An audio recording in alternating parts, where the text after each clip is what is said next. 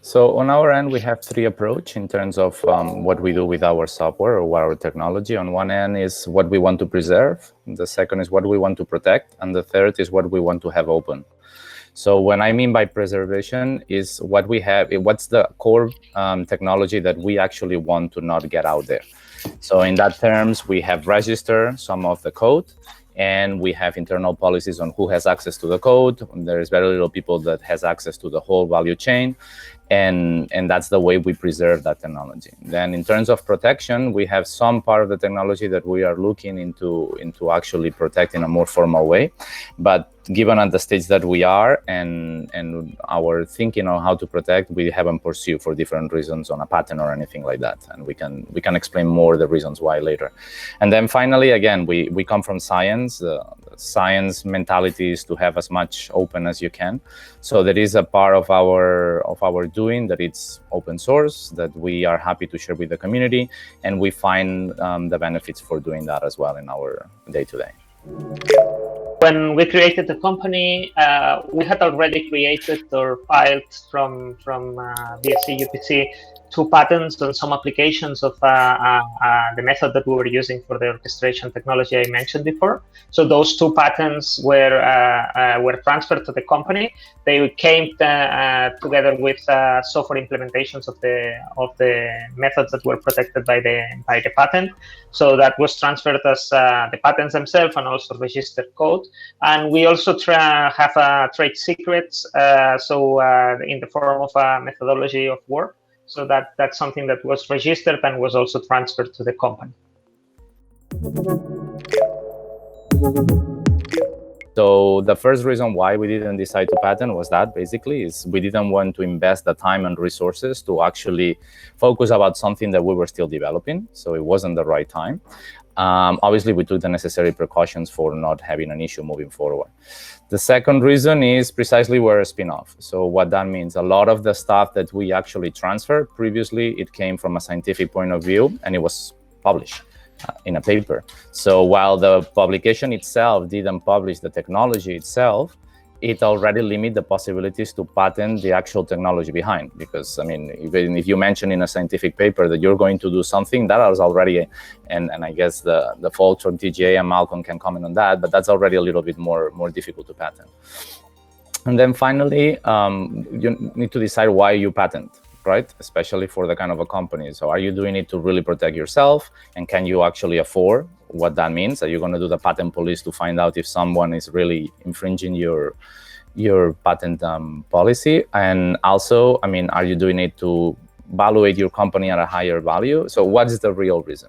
We couldn't find a real reason to deviate from what our focus is right now, is to create state-of-the-art technology. So that was the reasons for it.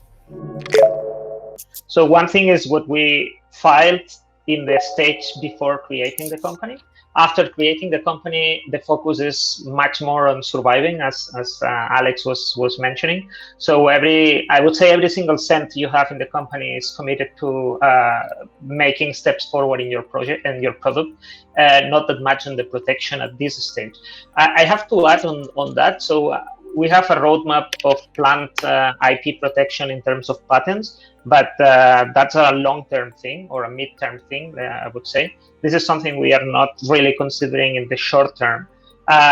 We may have some of those items that may be filed over the next year, but we don't expect to start filing like crazy many different patents. And one thing that is interesting on this aspect is we're at this point closing a funding round with different strategic partners. One of them is based in US, and actually that was a blocking issue for them. If you have patents filed and already approved in US, that's a blocking issue for some of the investments that they are considering. So it's not always that nice to have those patents in place. What we were transferring from what I explained before, what we were transferring to the company were patents on some specific applications of the method, but it was not the core method itself.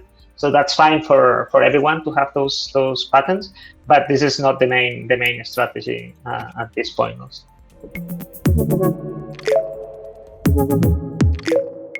all, as entrepreneur, what you need to know is really know about your investors. So when investors tend to do due diligence, I will always suggest that you do your due diligence on your investors. So we have venture capital, we have international investors, we have business angels. So we have dealt with a little bit of the whole market of investors. And you know how many have asked me to actually look into the code? None. So, I mean, none of our investors really, well, some of them, but not all of the investors really understand the technology behind. So, I mean, the question is normal for them. Have you patented that technology? Why? Because that's a validation for them that what you're doing, someone that is a peer review has actually validated that instead of them having to do that work. We come, both David and ourselves, we come from the VSC, we come from publishing a lot of our technology. A lot of our papers are the peer reviews themselves. And the other reason why I think it was never an issue for us is I don't believe at this stage that investors invest in technology. Again, because a lot of them, they don't understand the technology they're investing. They invest in people. They invest in the capability that your team is going to have to do what you're saying that you're going to do. And then again, what they worry is that you commercialize that thing that you are going to do. So in our case, it wasn't really a problem either. We did register the technology and that was enough.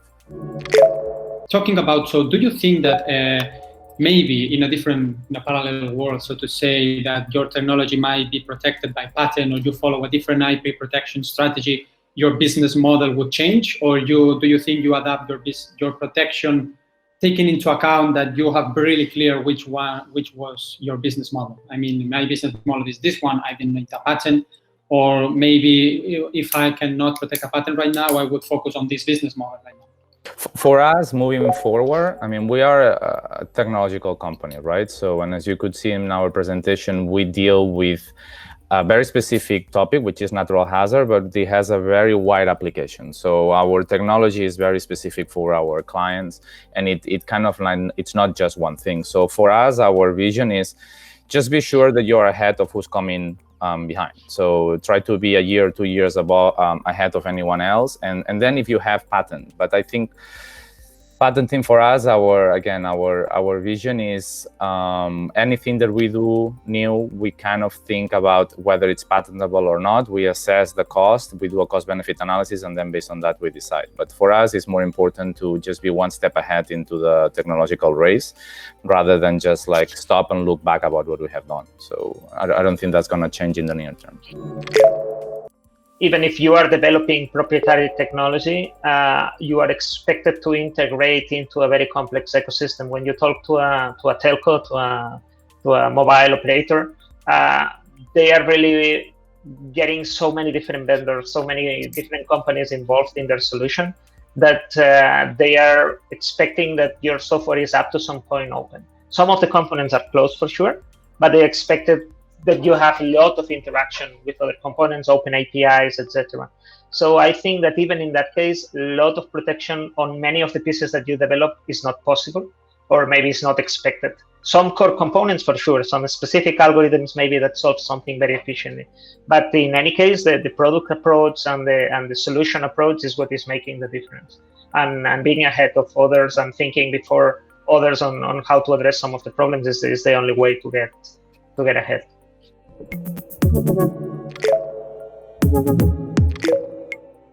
That you start comparing what you are doing with what competitors are doing, and usually competitors are quite mature solutions in many cases, and you are trying to catch up, and they have so many features and so many things that you don't have time, you don't have the resources, you don't have the team, you don't have the speed to reach out for everything. So you start getting crazy about, okay, but I don't have all these features that others have.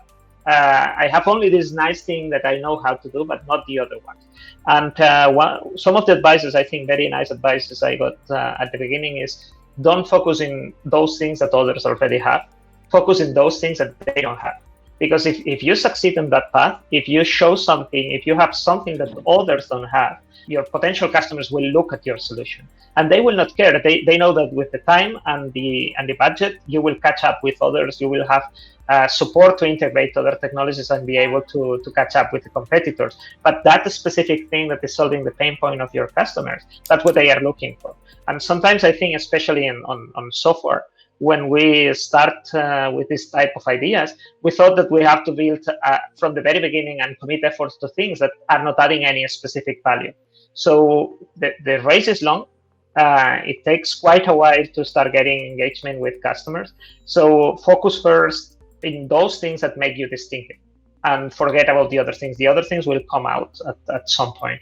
For me, that's the main strategy that is driving success. One important thing in terms of technology is whether you want to be a company that can be seen as a technology pusher or a technology puller, right? So, and us that we come from science, we fall in love with our research, we transfer our research to the market, and then we spend a year trying to people to love the same thing that we love. Maybe just that they just don't love it. So the first thing is to identify what the market needs, and that goes very much in line to what David was saying. So pull first the needs and then push your technology. And then while you're doing that, do it in an agile way. Don't spend a year refining your model very much. A lot of times, especially for us that come from science, we tend to worry about the third decimal, and industry worries about factors of 2 or 4. So be very agile, create pilots, have your market validation, have your early adopters, learn from them, understand what they need, and then spend more time into going to a production, develop the whole thing, pivot as much as you need to do, and then worry about patenting the final product. But I mean, don't expect that you're going to be solving a problem in a year that, I don't know, the technological community hasn't solved in 10 years. So it's a long journey. It's very much fun. I will recommend it to anyone, but it's a long journey.